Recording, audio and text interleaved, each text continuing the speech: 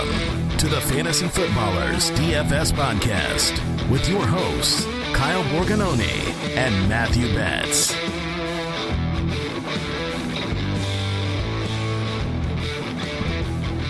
Welcome in, one and all. December 29th here on the Fantasy Footballers DFS Podcast. I'm your host, Kyle Borganoni, and I am joined, as always, by Matthew, the last of the 2022 version Betz. Isn't that wild to think about? Like, every year, man, the NFL season just flies by. I actually, to myself today, recording this, I was like, I wonder when New Year's is this year. Just had no idea of like when the actual week was. Looked at the calendar. Turns out it's this weekend. Are you doing anything fun to celebrate for New Year's Eve? You know, it is. Yeah, it's Sunday. It's the main slate. I know a lot of people, that's what they're doing. I'm actually heading out later today with the fam. We got a little cabin up in northern Arizona, a location not discussing right now. Parts unknown. But yeah. And we're just getting away for 3 or 4 days with the kids. We've already packed up at least 7 or 8 board games. And it's just going to be real chill. Is Sorry making the trip for you guys? Oh, Sorry is pretty much Houston's favorite game because he thinks he can just whoop me every single time at it. But yeah, just let me know if you need any advice on how to play, because as you've seen, I'm very good at that game. I mean, Sorry is a pretty classic board game. I've tried some. We did some Hungry Hippos the other day. Have you played that in a while? That's a good one. Oh, I mean, not in a while, but when I was a kid, all the time. You know, the commercials and everything were cool as a kid, but the game lasts 5 seconds. Like, it is so accurate. fast. It's actually not very fun. Like, I'm like, let's play a different game. But yeah, anything for New Year's? Just the wife and I going to dinner, and then we are at home with the twins. Probably asleep at 10:30 if all things go according to plan. So we'll see. It's been a while since I've gotten up to midnight for that with kids, and I'm okay with it. I mean, I'm not missing out. No, I'm with you at this point. I think there will be a point, though, in the next like 3 or 4 years where it's like, I kind of missed that aspect of it, but for now, I'm good. I'm good to just chill and have a quiet night. It'll also be the college football playoff for anyone that's into that, to watch those games in the evening. So it should be a fun weekend filled with football. Yes, and I'm battling out a Dynasty Championship. My brother and I, team Borganoni's Jabronis, against Jason and Mike's team, known as the Idiot Savants, but they've also rebranded as the Nasty Boys. So it's a Nasty Boys week for sure. And that's why I love week 17, week 18 DFS. Yeah, and that matchup actually comes down to Monday night. I have an Allen Diggs stack. They have Burrow, so I think that our matchup's going to come down to that last Monday night game. But yeah, it's a fun time of the year for a lot of people playing Redraft Championship, Best Ball. You know, best of luck to you, Betz, in the Pomeranian. We'll see how that turns out this weekend. And yeah, we still got some DFS to play. We go all throughout the playoffs. You can join us, be in on the fun at dfspass.com. We have slashed the price to the point where we're basically giving away for free. I mean, at some point, it feels like we're going to do that, right? We're just going to give this away. I mean, each week that goes by, it feels like it gets just, cheaper and cheaper and cheaper. So eventually, it will be $0 at this point. So yeah, I mean, hey, if you didn't get what you wanted for Christmas, this is the chance. Yeah, so it's 66% off. You can go to dfspass.com to get our DraftKings FanDuel picks, our points per dollar rankings, which I cannot stress enough. We'll talk about this in the mailbag. The easiest way to create your player pool is to go in the DFS Pass, look at our rankings for both DraftKings and FanDuel, and you can sort by points per dollar. So Ramondre Stevenson, we'll talk about in a second, is killing it this week because he's underpriced, especially on FanDuel. And you can figure that out very easily just by sorting. So go to dfspass.com, use the promo code DFSPod if you want to get into that. Let's talk about our salary standouts. Salary standouts. Dang it, I hit the wrong drop. But you know what? We're just going to roll with it. That's salary standouts, straight cash homie. You know what? Randy Moss would be mad at me, so let me hit it again. Straight cash, homie. Randy Gene Moss, that is. Gene is his middle name. I don't know if it's worse that happened or that it happened and I didn't even notice. That's where we're at in the season. So wouldn't have said nothing if you wouldn't have said something yourself. I thought about just not mentioning it. But at quarterback this week, it's Jared Goff week on both sites. He's going to be the most popular quarterback. 5.6 at DraftKings, 7.4 on FanDuel. Have you changed your mind at all since Tuesday? No. I think Jared Goff is the play. He's going to be the most popular play. I think in tournaments just as a whole on the slate, but certainly in cash. And I just don't think you need to get cute. At 5.6, you save a lot of money off the guys at the top. And, Goff, relative to, I think, his standards, has shown a pretty good ceiling this year in the right matchups. You talk about they're at home. We know the situation. We'll talk about the game. Those games fly over the total almost all the time when they play at home. His splits are better at home.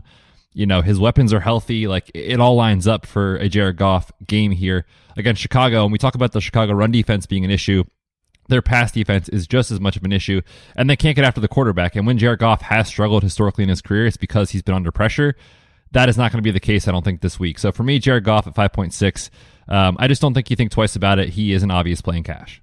There's other quarterbacks in that range, like Daniel Jones around the same price, Gardner Minshew, Brock Purdy, but like when you think about cash, you think about how popular it is, you'd rather just cancel that out if he's going to be 60+%. I don't think you have to get cute. I love Mahomes, but he's very expensive when you think about how you're building this week. So we're playing Jared Goff. I think most of the field is playing Jared Goff. When we get to breaking down that game, I am going to ask the tough questions and say, what does Jared Goff need to do to really separate if he's going to be that popular? And then how can you get different knowing that a lot of the field's going to play him? Like, what does Jared Goff need to do to fail? Like, if Jared Goff puts up 20 points in a tournament, would you say that's a failure in a GPP? I mean, it's all just dependent on the other parts of your roster, right? Like, you could hit on a couple low-rostered guys that are lower in salary and make up for it if he is going to be that popular. And if the guys above him fail, like if the expensive guys, like if Mahomes gets you 24 this week and Goff gets you 20, because of the salary savings, Goff's a better play, right? So it just depends on, I think, what happens to the quarterbacks above him on the slate. And there are some guys that have a pretty good ceiling, but, there's no Josh Allen, there's no Joe Burrow on the slate. Dak isn't on the slate. So I think it is one of those that it's tough to poke holes in Goff's floor. I definitely see a ceiling, though, as well. I just want to mention Aaron Rodgers on both sites as cheap. We'll talk about that game. I wish that I could give you some performances in his game logs that said, hey, he hit 20 points, but he still has yet to do that this year. And last week was a massive disappointment against the Dolphins. But Aaron Rodgers' price stands out to me as well. But let's just stay with Jared Goff now. We'll talk about Mahomes and Fields as alternatives later on in this episode. Because you're saving with Jared Goff this week, 5.6, I think a lot of builds are going to have at least two running backs that are above 7K in their builds. We like Saquon the most at 8K. It just seems super clean. Home favorite against the Colts, who have been destroyed on the ground. So Saquon's their favorite. CMC at 9K. Is that too expensive for you? Not necessarily based off his role, but I just have some concerns overall about what could happen for San Francisco. Not that they won't have success and win the game. The Raiders are clearly not looking to win this game with Jared Stidham starting. The Niners defense we'll talk about is the best cash game defense for obvious reasons at 2.9. But when you think about CMC and really to pay off 9K, he can do it in 2-3 quarters, certainly. But like, if they're up 2 scores in the fourth quarter, do you think San Francisco really runs out their starters the entire time? Debo's already banged up. CMC's been a guy that's been on the injury report, but has played well with the knee issue. And from a motivation standpoint, when you think about the postseason, there's a very slight chance that they can improve their seeding, but they're pretty much locked into, I think it's the 3 seed, Kyle, if I'm not mistaken. Maybe the 3 seed is the lowest they can go. And, the Eagles just need to win one game over the next 2 weeks to lock up the 1 seed. So it's tough to see them really wanting to go for it in the fourth quarter if they're up by 17 against Jared Stidham. So to me, I think there's just holes you can poke in CMC from a cash game perspective because you have to pay 9K for him. That said, if you want to go contrarian and say, look, it's Christian McCaffrey, and if the field isn't going to play him, it makes sense. I just don't think you need to prioritize that spend-up option in cash. The other middle-tier options that we like this week, James Conner, 7.2 against Atlanta. Ramondre Stevenson on both sites is really good. On FanDuel, he is far and away like an insane play at 7K on FanDuel. So he's in my cash game lineup there. They just both project so well, and they're involved in the passing game where you like to see it. Ramondre's had 2 weeks in a row where he's had the boneheaded plays, but love the workload, love the matchup for both of them. I will probably be playing one of those two in cash. Yeah, they're both great plays. I mean, I feel like if I had to pick one right now, it's James Conner just based off how much volume he's seeing. I mean, you can poke a lot of holes in what's happening in Arizona. They've obviously aren't trending in the right direction as an organization, but what they are doing is giving James Conner the ball. It feels like every play. 94% of the running back rush attempts over the last 3 weeks, aka no one else is touching the football in the backfield, and he's seeing a lot of work, a 17% target share in the last 3 weeks. It's tough to find that sort of volume at 7.2K on DraftKings. And just for Ramondre real quick, I also am very bullish on him as well. I know the last week wasn't what you thought it would be, but he's still playing a ton. He's still seeing a ton of usage in the passing game. And Miami's run defense is good, but they give it up a lot to pass-catching backs. Certainly that's what Ramondre Stevenson is. So I love both guys this week. If I'm forced to pick one, though, for me, it's James Conner. And we're recording this on Thursday, and as of Thursday, Damian Harris missed practice today. So, yeah, just another boost for Ramondre in his projection. A little bit lower, Travis Etienne, 6.4. Doug Peterson said he'll play the starters. It's against the Texans, one of the worst rush defenses. He's interesting at that price point. And then a little bit lower, Tyler Algier at 5.3. Since week 7, the Cardinals are dead last in schedule-adjusted fantasy points allowed to the running back position. So Algier is great in points per dollar. I'm obviously not playing Connor and Algier in the same lineup. And then what do we know about the Green Bay running backs right now with Aaron Jones, A.J. Dillon on the injury front? Yeah, the Packers are definitely a team that if you're playing DFS this weekend, you need to monitor what happens on Friday and then kind of the final injury report, because A.J. Dillon would be a standout play and I think a priority over all the names we just mentioned, personally for me, if Aaron Jones for some reason doesn't play. It sounds like he's going to, though. He was limited today, on Wednesday, and then we haven't gotten Thursday yet for his injury, listed with a knee issue and an ankle issue. I think there's a good chance he plays based off the limited practice on Wednesday, but again, just monitor and make sure you're plugged in there. Obviously, A.J. Dillon is off our board for cash if Aaron Jones is active, but if he is out, A.J. Dillon to me would slide right into a priority play. One more name I want to mention on FanDuel, Miles Sanders at 6.8 is standing out to me as someone you can play in cash if you say, hey, they're at home, they're in a must-win situation, 5.5-point favorites against the Saints, who surprisingly haven't been great against the run this year. I think Miles Sanders is in play, but his floor always feels like, is this going to be a dud game where he goes 11 for 45 or something? Like, that's in the mix. So. Yeah, for sure. Yeah, it absolutely is each week. And that kind of floor, I think, gives you a little pause for concern. At wide receiver, I have a lot of names on my list this week, and a couple of names I didn't think I'd be talking about. Well, I knew I would be mentioning Keenan Allen at 7K, Amon-Ra at 7.8. Those are our PPR buds. Keenan Allen's my guy. Amon-Ra's your guy. I think we're now like shaking hands, like the shaking hands emoji, right? I mean, are we? Because we still have a wager on the line, so. No. I'm just simply saying that he is your Keenan Allen once again. Like that's where we can agree, right? I see what you say. Yes, agreed. They're both like, it's funny because they're the same archetype of player, like someone that you want to get 10, 11, 12 targets every week, catch 6, 7, 8, 9 balls and rack up 90 yards from scrimmage would be perfect in PPR.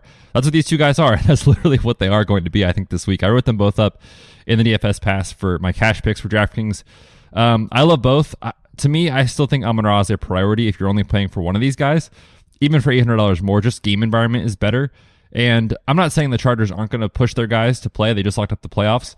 But if you're looking for like extra motivation, the Lions need to win this game. So for me, Amon-Ra is the priority.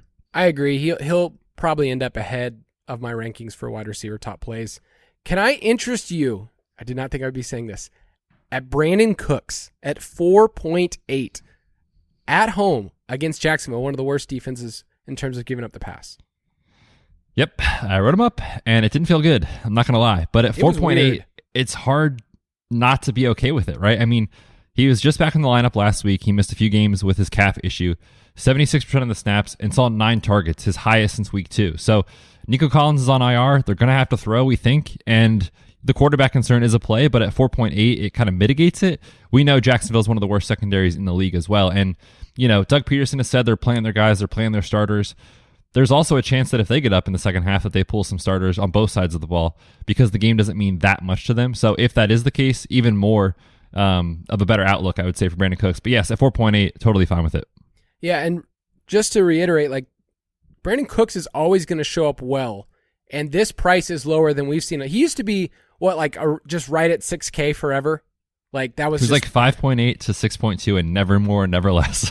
Yes, and now we're getting him at this price. So I think Brandon Cooks stands out from projecting targets. The Packers wide receiver, I think, is the biggest question mark I have this week of Christian Watson. If he's out, what do you do? Romeo Doubs is 4.7. Alan Lazard is 5.4. And on FanDuel, I love Lazard at 6.2 as well. So where are you at with those? Because it feels like I want a Packers wide receiver in this matchup against Minnesota. Yeah, I lean Alan Lazard. I know he's a little more expensive. I just think Rodgers trusts him more. He's kind of been his guy historically, assuming Christian Watson is out, of course. And, I could totally see Dobbs getting there as well. So I'm not saying he's a bad play. I think I just prefer Alan Lazard. Quietly seeing a lot of deep targets, which I was surprised to see that when I was doing some research for the show. And we talk about Minnesota every week. It's, hey, they give up a ton of deep balls to wide receivers. To me, that's where Lazard can win.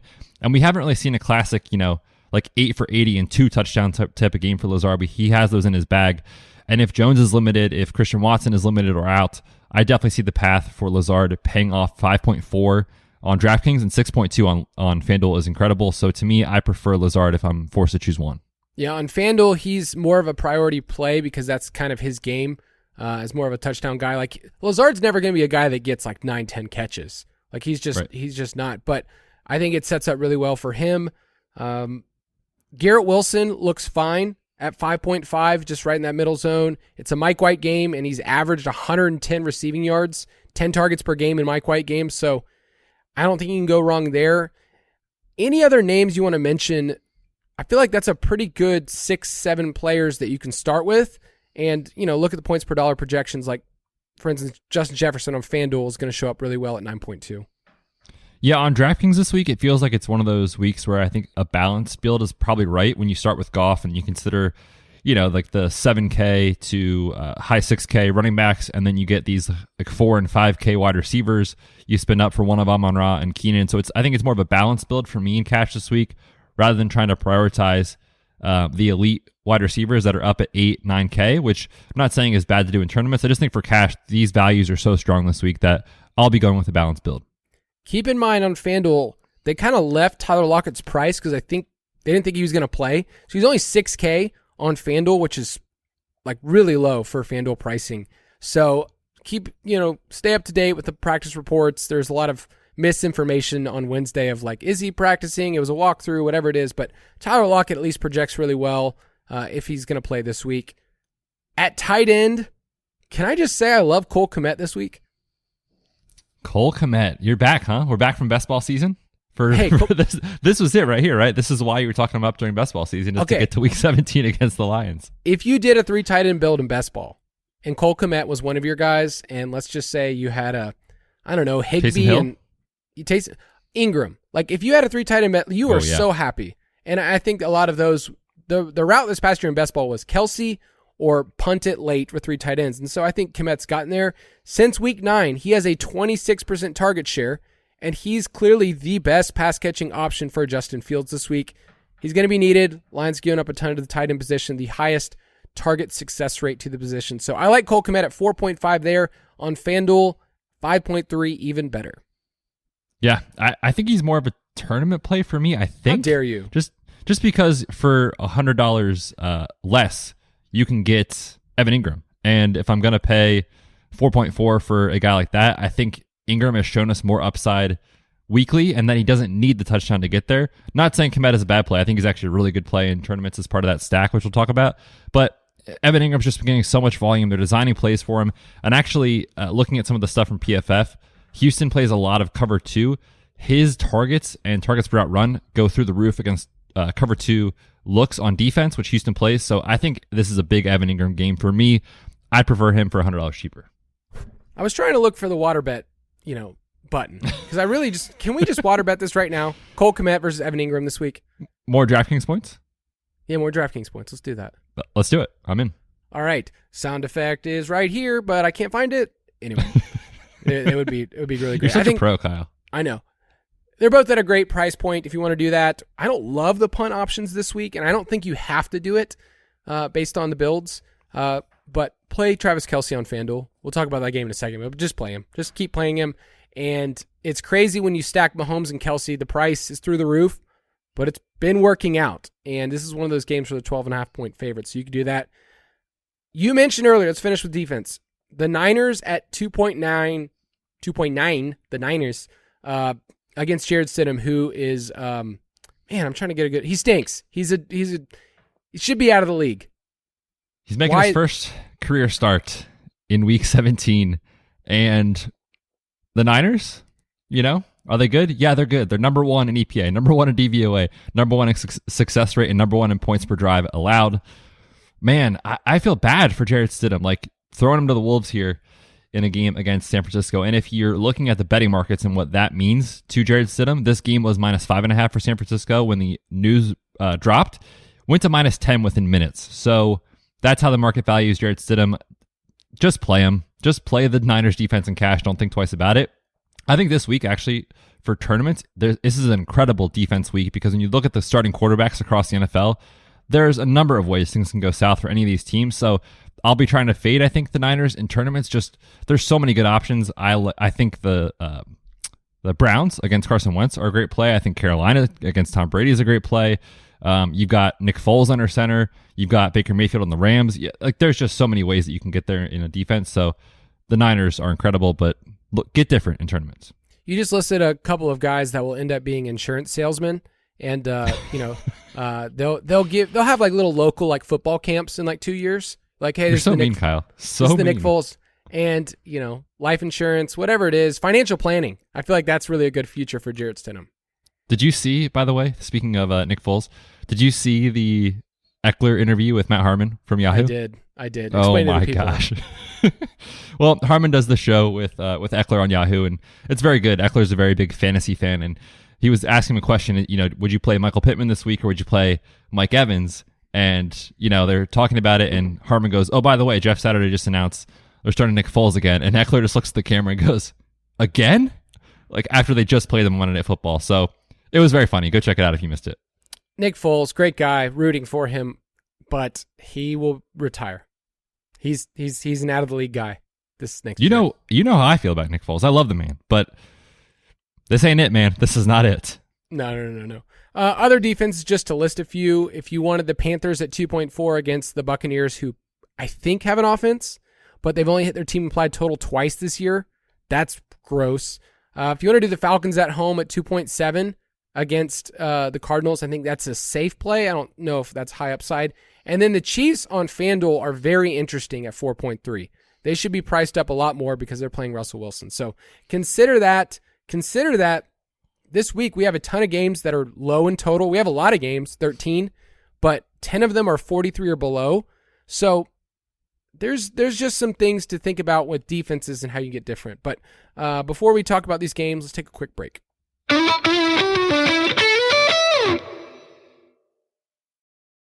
Looking to form your LLC in Delaware and make your business official? Look no further than the Incorporators. Whether it's Delaware's pro-business laws, low taxes, or business-friendly environment, there are plenty of reasons why nearly 2 million businesses call Delaware their business home. The Incorporators offers affordable pricing and expert guidance for hassle-free LLC formation. Take the next big step in your business journey at theincorporators.com.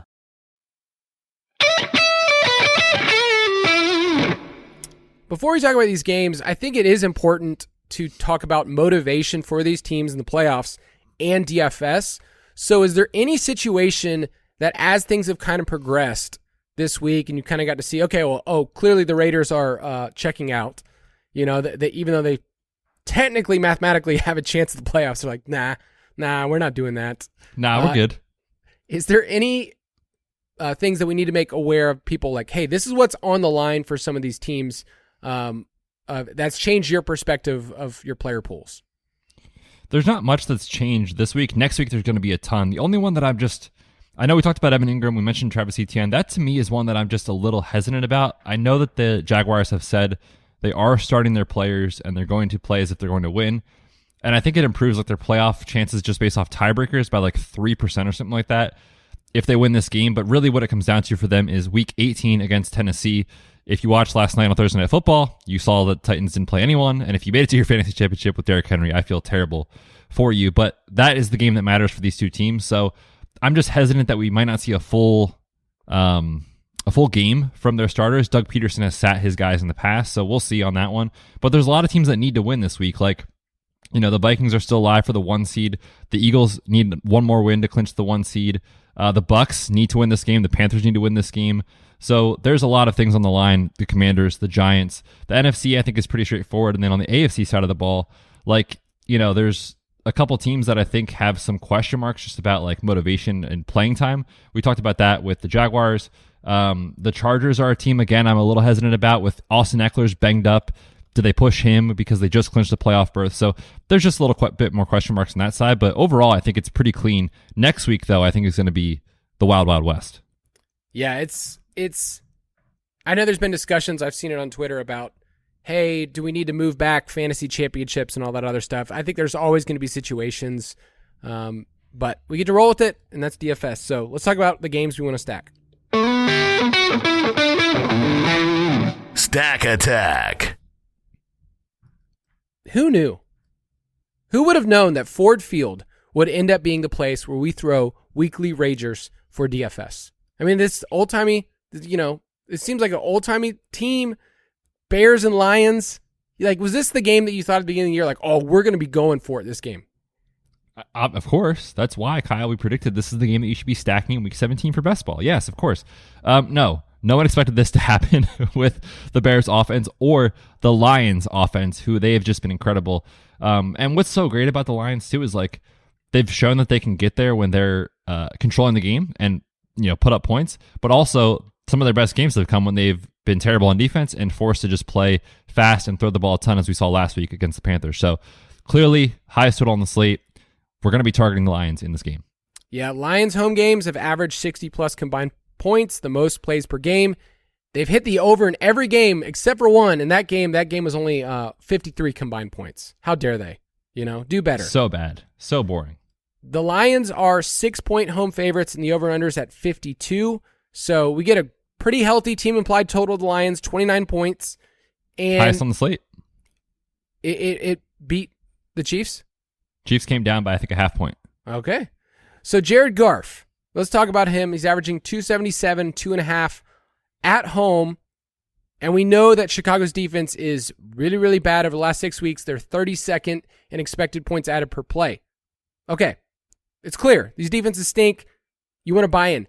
Are you double stacking Jared Goff? And then who are you bringing back with on the other side? Because you can't bring him back with Justin Fields. I wish we could. Yes, I think that you are double stacking Jared Goff if you're playing him. And, the tough thing about this slate is that this is a great spot and it's going to be chalky. And so it's hard to see this one poking holes. Of course, chaos happens in the NFL every week, so I'm not saying it can't fail. But when you just look at optimal settings on the slate, a Goff Amon-Ra stack is going to show up a ton in people running optimizers, so it's going to be very popular. That said, we just talked about Amon-Ra. We just talked about Jared Goff. They're in incredible spots here against Chicago. Last time Amon-Ra played this team, 10 catches for 119 yards. He should go bonkers, and so I think you have to have him if you're playing a Jared Goff stack in tournaments, even though it's going to be popular. So what I'm looking to do is if I'm playing Jared Goff stacks with Amon-Ra, I'm going to try to find a second piece that's going to help me get different, whether that's DJ Chark, who I actually love this week, and you're going to think I'm crazy, but DeAndre Swift, I know that this is a scary proposition, and we've been through the ringer with this, and it's so much fatigue at this point talking about it. But target counts over the last 5 weeks, 8, 6, 4, 9, 5. If a wide receiver was getting that as a stacking partner at 5.3, you probably would try to play it, right, in tournaments. Again, not a cash play. Don't do that. But if the field is off of it, I think it's interesting. And then real quick with DJ Chark, who I do like, Chicago is dead last in yards per reception allowed to wide receivers this year. DJ Chark, 7.3 yards per reception this season. So to me, if you're stacking for a deep bomb, it's DJ Chark. I'm down with DJ Chark. Love it. Love it. Man, DeAndre Swift, mentioned on Tuesday, doesn't exist to me, but I do like the contrarian approach. I get it. The fact that Jamal Williams is back and not on the injury report, I'm like, oh gosh. This is going to be a game where stacking Jared Goff makes the most sense. It just does. Everything on the paper says it does. And then it could easily turn into one of those games where Jay Willie gets 2 touchdowns and Amon-Ra's fine for cash. Jared Goff's fine for cash, but it doesn't hit the ceiling. So I just want to give an outcome where this doesn't happen because I think that Fields can easily get there. Like Fields can be the QB1. He was against this team in week 10, right? He had 4 total touchdowns. Like, Fields can do it. And he's talked a little bit about the rushing yardage record. He needs 196 over the last 2 games. It's all there. He's just expensive. So who on the Bears side do you have the most confidence with if you're stacking Jared Goff? Because you're saying if he's going to get there in a stack, like if he's going to get 25 plus points, you need the Bears to keep pace. And we know that Fields can get there, but who's the other piece? As far as who I'd stack Fields with? Or who's your bring back from the Bears side? It's Cole Kmet. Okay. We talked about him in cash. I'm in on him in tournaments.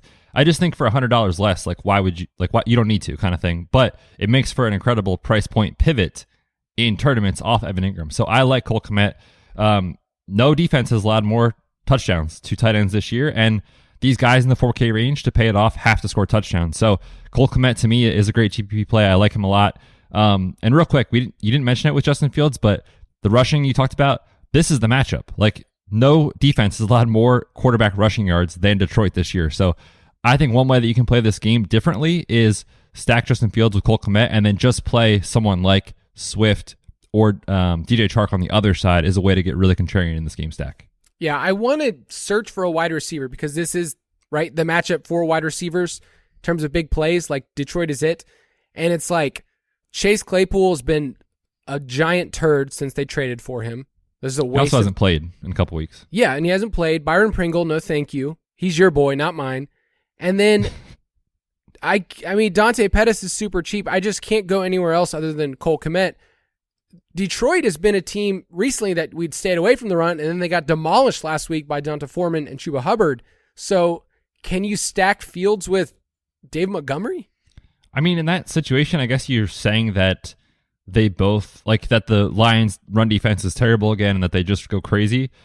I think my lean, though, is if I'm playing tournaments, especially if listeners are playing in the large field stuff, you need your guys to hit a ceiling in each spot. The quarterback needs a ceiling, the running backs, your wide receivers, they all have to hit. And in those formats, I think it's tougher to see Montgomery and Fields hitting it together because a lot of their value is going to come from rushing. So to me, I don't think that I would go with that approach. Now in small field stuff, I think it's probably viable, but if you're playing in the large field stuff, I think you just play one of them. All right, give me your Vegas take on this game. I mean, are we going to take an under on a Lions game at home? Give me the over. Yeah, I took the over as well earlier in the week. So there's no reason why you wouldn't say there would be over. The -6 line is interesting. I feel like that's kind of high for a team that's been playing a lot of close games. But yeah, give me the over 52. Next game, Minnesota Vikings at the Green Bay Packers. The Packers are 3-point home favorites, and the over-under's at 47.5. We love Minnesota games as well. Like we've been talking a ton about, how we like Detroit games. Well, Minnesota games are great. They're averaging the most combined plays, 58 total points per game over the last month. And I wrote this in the DFS Pass. It's like a biscuit can when you open it up, and it kind of like that. That's kind of like what really big people feel like when they're in jeans. Like sometimes in my jeans they don't fit very well, and so I feel like a biscuit can just spewing out the side. That's a great analogy. I like that. In the South, we use it sometimes. Ugh, I feel that way in my jeans. But man, no better feeling than your jeans, though, too, right? But if you feel like that in your jeans, then I don't think it's a very good feeling. 7 straight opponents have hit their team implied total against Minnesota. There's a reason the Packers are favored in this game despite Minnesota having 11 wins. Like, it's kind of wild when you think about the way things have gone this year, and they're 11-0 in one-score games. So, on the Packers side, I need ceiling outcomes for DFS, and I haven't gotten them from Aaron Rodgers. We mentioned Allen Lazard as a fine cash play, Romeo Doubs. If you're stacking the Packers side, how are you doing it? What's interesting, though, about Green Bay is when you think about the team, I feel like a lot of people picture, a slow offense, which they have been, but a slower offense and one that is built on very good defense and clock management. When you look at this, Green Bay's defense is not good this year. 6th most points per play, 7th most yards per play allowed. Meanwhile, we know the Vikings are terrible. And what's actually interesting, I think, about Aaron Rodgers this week, you mentioned him as a potential, other option that's cheap. I love him for tournaments because Minnesota is the matchup. Minnesota opponents are throwing in the neutral situations at the highest rate, 4th highest rate in football. Green Bay, very quietly, 11th in neutral pass rate over the last month of the season. So they're kind of putting it on Aaron Rodgers' shoulders. This is a must-win game. They have to have it. They're at home. The Packers play better in December. And so I think Rodgers, to me, is a very good pivot off of Jared Goff for only $400 more. I love him for tournaments. And if you're stacking him because he doesn't run, you're getting two guys. Christian Watson is a guy that we need to monitor ahead of Friday. He was limited today on Thursday. Christian Watson, to me, has the highest ceiling of any of these guys. So if he's active and 100%, I am very interested in Watson. But you could also talk me into Allen Lazard this week. Do you have a preference of those two guys? I like Lazard because we mentioned the big plays, and I just think it hasn't worked out. Like he's kind of been like Mike Evans this year, where it's like, okay, the targets are there, the snaps are there. Like he's leading this team in routes run by a long shot, and it just hasn't connected. So I will be double stacking Aaron Rodgers this week, like you mentioned, as a price point pivot. And I think you can do it with one of the running backs. Like I think you can bring in Lazard and bring in one of the running backs.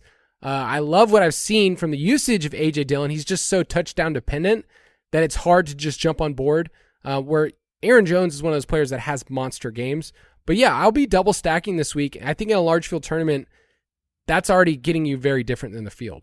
Yeah, for sure. And, it would not be surprising to me also to see Romeo Doubs pop up for a big game. Or we talk about the slot against the Vikings all the time, like Randall Cobb to just all of a sudden pop up for 80 yards and a touchdown or two. Like there's a lot of ways I can see this game going. So don't be afraid to get different on Green Bay's side of the ball. But I think the point is, like, we love the matchup and we're very in on the Packers at home here. Yeah, and on the Vikings side, you mentioned the Packers defense hasn't been great. Like they've historically been a run funnel team that we want to use, right?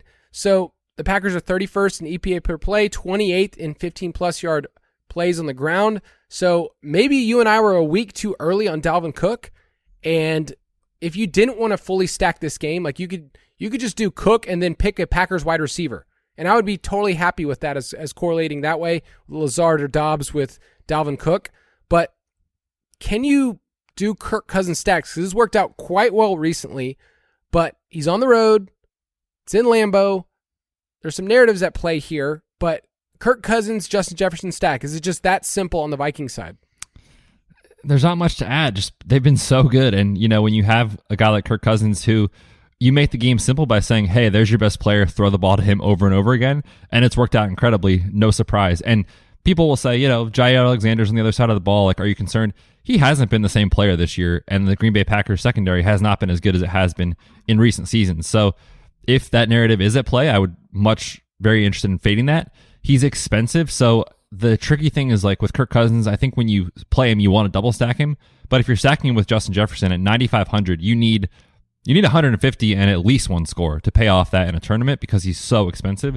So I actually kind of think single stacking with Jefferson is more interesting to me this week. What are your thoughts on that? Yeah, when you start adding in other players, Hawkinson, who's relative to the tight end position, like more expensive, I think you're running into a lot of what people just assume is going to be this is what happened last week, where Hawkinson went bananas. So I'm not as interested in Kirk Cousins this week. I'm just more bullish on Rodgers, and I think I will mostly be playing bringbacks of Cook or Jefferson, or I'm playing them as one-offs, and that's kind of where I'm at in this game. Yeah, and real quick too with Dalvin Cook, we didn't mention it specifically, but just thinking about his price point, this sets up beautifully as a guy that's going to get lost in the shuffle. When you think about James Conner, 7,200, Ramondre Stevenson, 6,800, they're projecting as the two most popular plays, or two of the most popular plays, I should say, on the slate. Travis Etienne, 6,400. Like, I think he's a guy that people are going to scroll right past looking at this matchup. Give me your Vegas take. I'm going over. 47.5 feels a little bit low. These offenses we know can get the job done.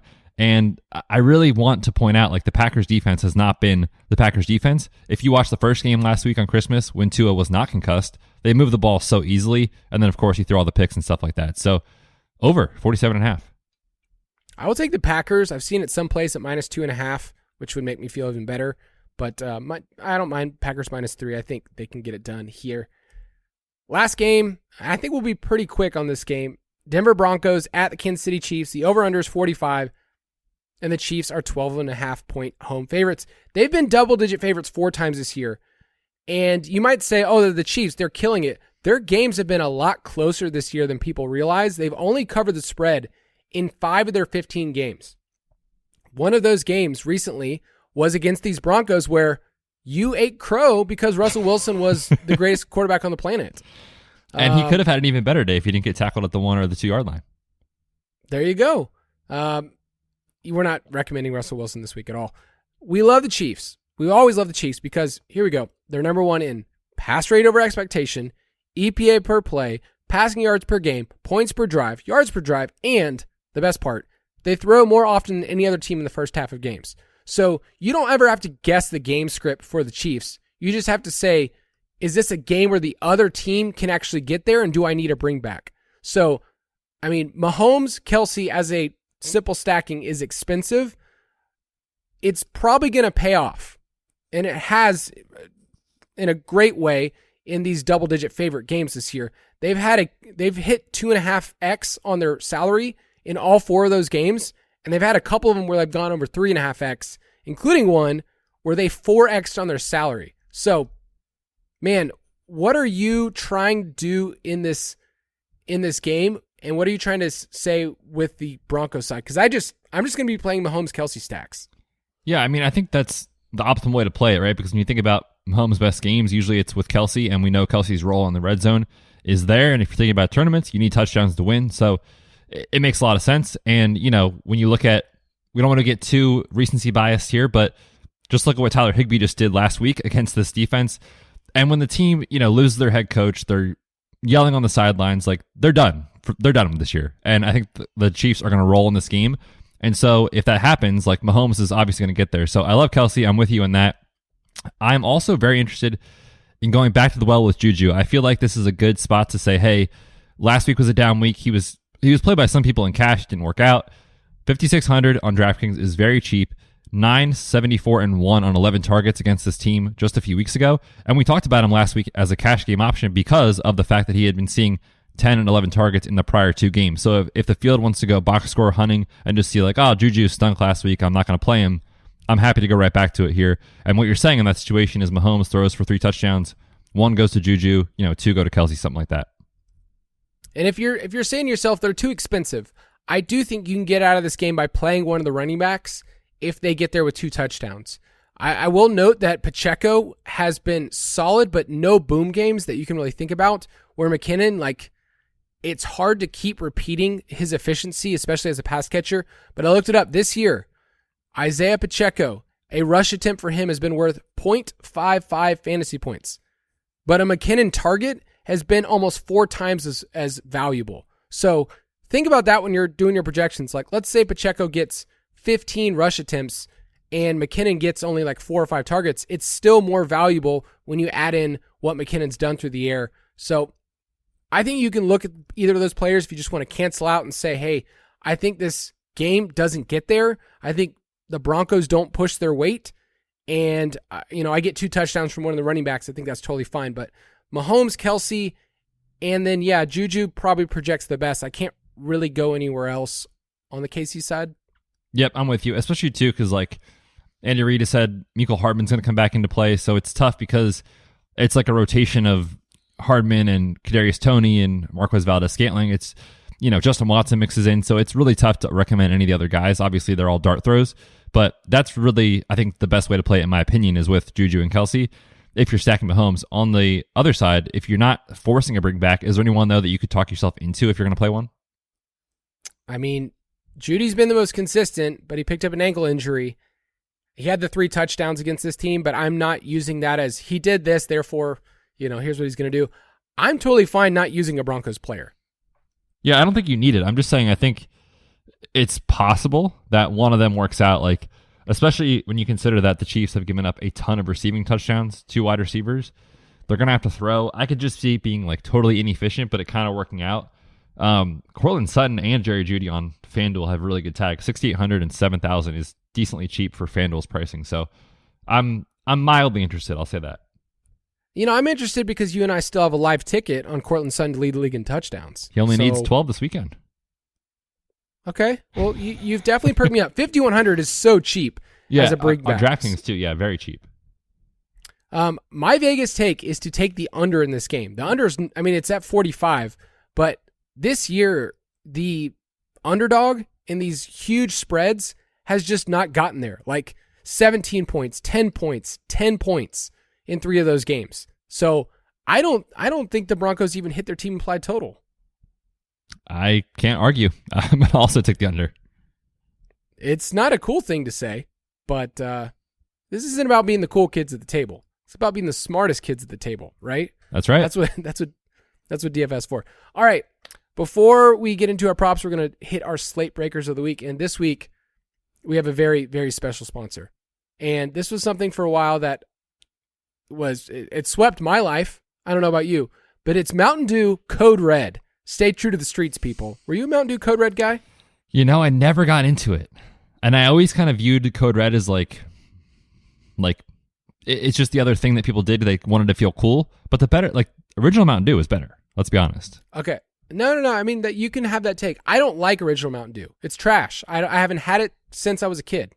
And I can get the tough takes, but I liked Code Red a lot. You would. So, and they're our sponsor, so how dare you? Oh, I'm not. They're a great product. Go buy it. Yeah, definitely a sponsor. Yeah, definitely go buy all the products that we mentioned in this segment. I will give mine first. My slate breaker of the week is Justin Fields for many reasons. Last week, it was a rough game in the weather against Buffalo's defense, but when he played these Lions in week 10, he was the QB1, 4 total touchdowns, 13 carries, 147 rushing yards. I love it. You mentioned before that Detroit is giving up the most rushing yards to the quarterback position. Detroit home games have hit the over. We've been mentioning that. And I think it's going to be a back and forth game.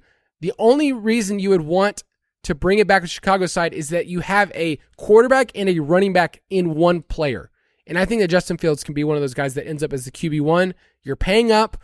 You're also using it as leverage on Goff stacks and using it on people and saying, hey, you know what? The Fields side can get there. The Detroit side can get there, but I don't need Goff. And so I like the contrarian. I like the tournament aspect of Justin Fields this week. Justin Fields coming to win someone a best ball tournament. That would be awesome. I like it. I'll be playing some Justin Fields this week for sure after he was a bust last week.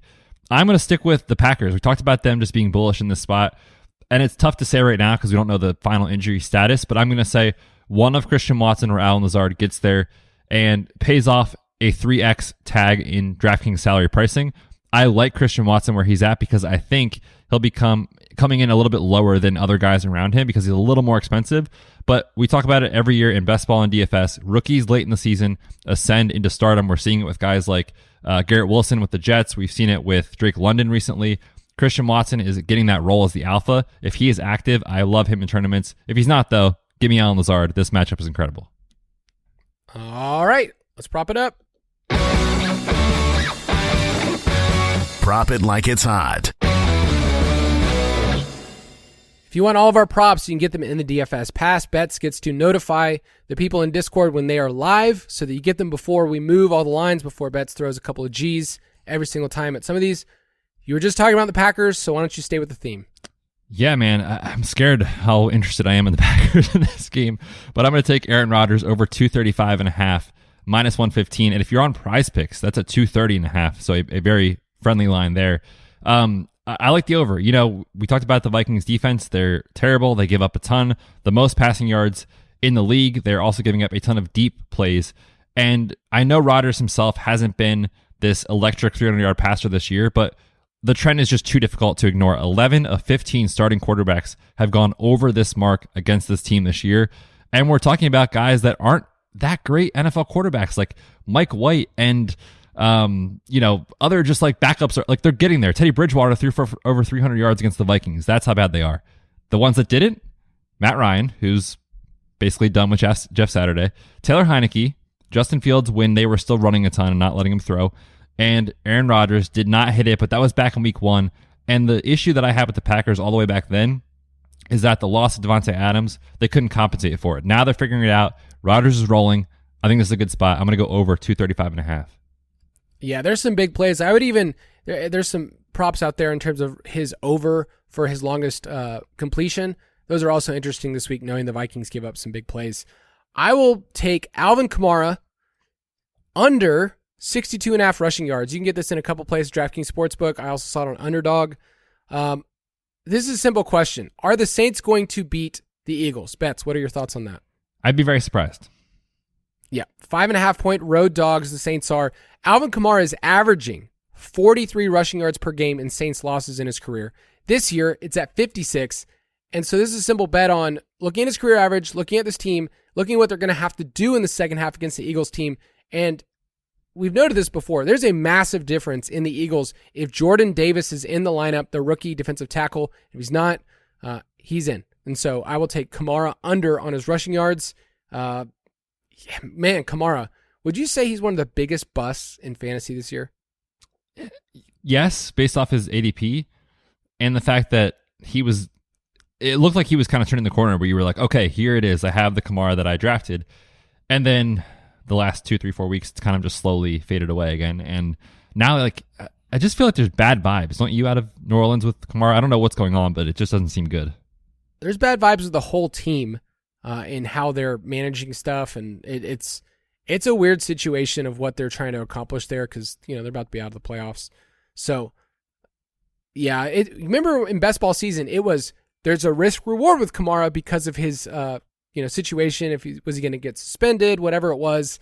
That didn't happen. It's going to happen after the season. They'll talk about it. But, man, he's been a bust as like a second-round pick if you went there. But before we finish, let's hop in the mailbag.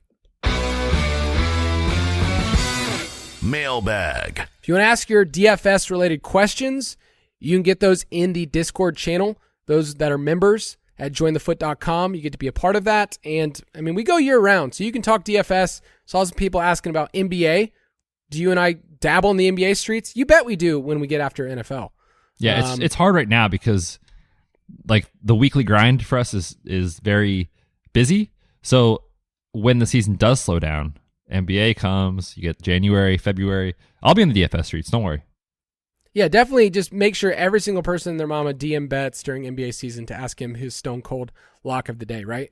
Absolutely. I'll give it to you. All right.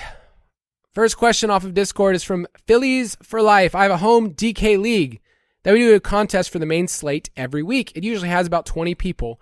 It's a single entry and only first and second cash. What do you think is the ideal build for this contest? Is it more small field or large field?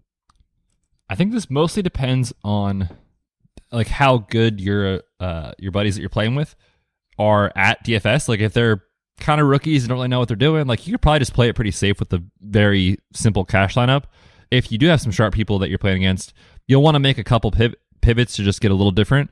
But to me, I'm mostly saying this is a cash lineup and I'm going to make 1 to 3 pivots max.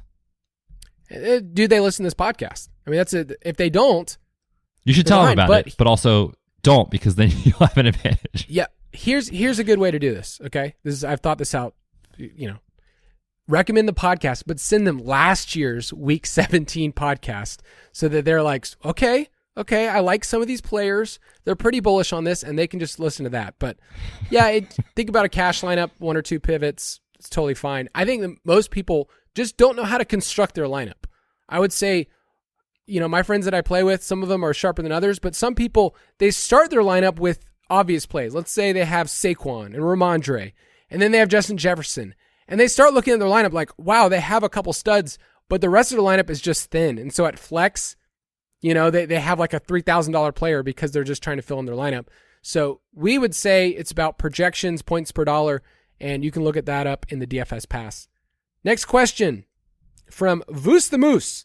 Hey guys, I feel like I haven't had much success with DFS cash contests this year. He said, unlike bets. It's been a bit frustrating. You've discussed on the pod before, but it's very hard to cash if you don't have the 2 or 3 chalky guys that smash their projections. It's hard to predict, but do you think next year will be the same or potentially even tougher to cash? Hard to say, but my lean is that I do think it will continue to get harder just because each year that goes by, more people are playing. More sites are devoting their time and resources to building tools, research for DFS. And it's not like it was 4 or 5 years ago where, people were just kind of blindly logging in and setting lineups. There's a lot of people that are using projection systems, stuff like that. So I do think it will continue to get harder. And maybe, I haven't thought about this much beyond this year, but maybe I will become less of a cash player just if that is the case. We'll have to see what happens. But yeah, I do think it is going to continue to get harder. I think it's a good gauge if you're a consistent cash player of just your process. And even if you want to do something with a couple of friends, like the way that we do on a Friday show with Footballers, just even that 3-person contest, I think is a consistent thing. Jason is a very good cash player. compared to the other two, just to be honest. And I think it's because he builds his lineup and thinks about them in terms of points per dollar and how does this lineup fit as a whole, not just who are 2 or 3 good plays. But I would say it's been tough. Like this year was harder than last year for me with cash, and the year before I was even better. So I think the field is getting sharper. I think people have a lot of different tools and different sites that are just sharper. Like, people aren't going for, plays out there just like, oh, I need to play. Like the week Travis Homer might have been a thing. I feel like I thought the field was going to jump to that more, and they didn't. They just said, hey, you know what? That doesn't look like a great play. He's a thin dude. Yes, he's a backup. I think the field is just getting smarter overall. Yep, I'm with you. Next question off of Twitter is from @BrycePat98. When there's uncertainty, do you tend to lean into getting different, knowing the safer options will likely be higher rostered or higher owned? In tournaments, I think this is a great thing to do, especially this week and next week. The field is definitely going to get pretty confident in the safe options. But yes, I think if there's one thing to take away from kind of the NFL season, it's just that every year, every week, chaos happens. And if you are a GPP player that likes to embrace that, it can pay off. You're going to have losses for sure, but you will have big wins if you can play the right way. And I think this is a good slate to do that. So yes, I'll be looking to get different in my tournament builds.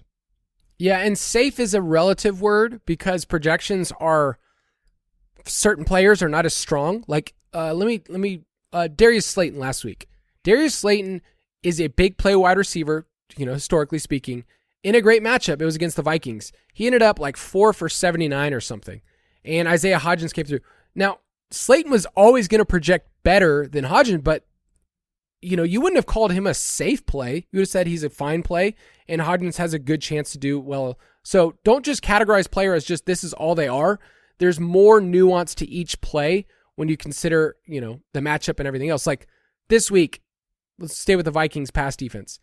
I would say that Dobbs and Lazard are really good plays, but they're still fragile because we haven't seen Rodgers totally go off where, let's say Lazard goes for like 5 for 60 and a touchdown. Like that's really awesome at his price point. I wouldn't say that that's blowing the doors off, but that's good enough. Definitely in cash, but in tournaments, if you have another piece, he's fine.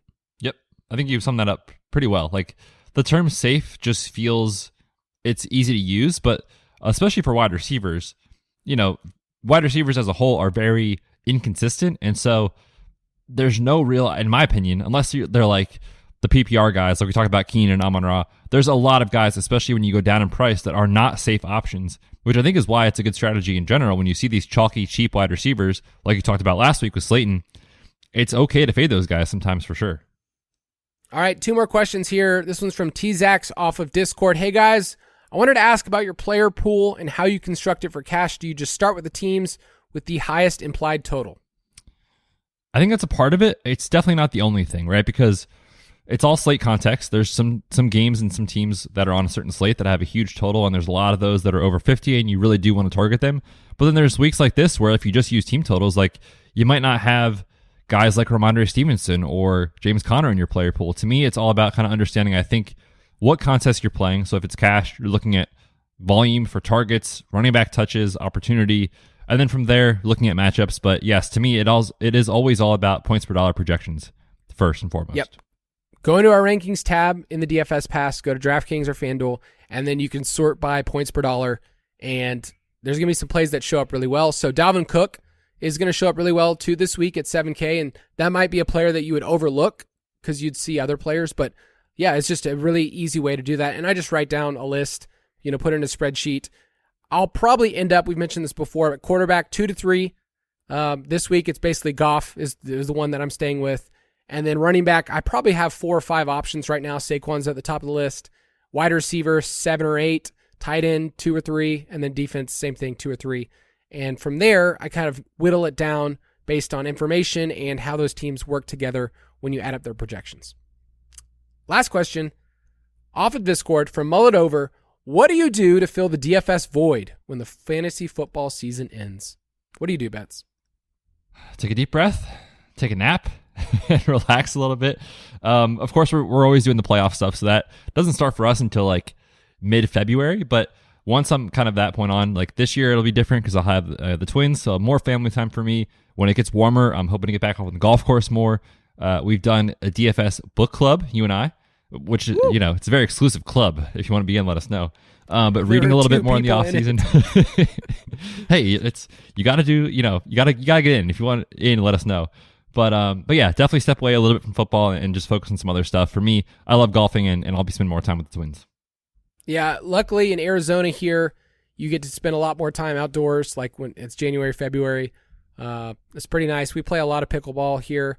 We usually play twice a week during the season. We end up playing 4 times a week for like 2-3 hours. So that's pretty fun because most of the team here is really into that. Betz mentioned I definitely like reading, and I have an off-season mode where I just get to read a lot more. I love reading sports biographies, specifically baseball ones. So that's kind of at the top of my list. I like to write. And then, man, off-season, I like off-season mode because we get to research and kind of get more creative in our jobs, I think, especially for the main show. So I really like finding really niche statistics that I get to use on the show because, I mean, it's just different. Like it's very different talking about fantasy football in March than it is in September. And the audience is different, but still fun. Still a fun job. You and I like it a lot. If you want to play with us, go to ballersdfs.com. Do it right now. Go on your Netscape browser, whatever browser you're using, and ballersdfs.com. Our DraftKings League Fantasy Footballers DFS Borg plus Betz. We will have a special New Year's edition. Think about that, Betz. Next time people are playing, it will be a completely different year from now, and it will be quite fun. That's wild. I know. It could be you. Yes, you listening right now. Whatever you're doing, wherever you're at, whoever you're with, you could be the one to win that New Year's contest in the next year. And you can thank us for getting you to go to ballersdfs.com to play with us in our DraftKings League. It is super, super fun. Betz, why don't you sign us off and tell the people Happy New Year? Yeah, dad joke here. Here we come. We'll see you guys next year. We look forward to Week 18. It's going to be wild next week, but enjoy Week 17. Enjoy the football. Happy New Year to all of you. Stay safe, stay healthy. We'll see you in 2023 for Week 18. Best of luck this week. Thank you for listening to another edition of the Fantasy Footballers DFS Podcast. Don't forget to visit us on the web at www.thefantasyfootballers.com.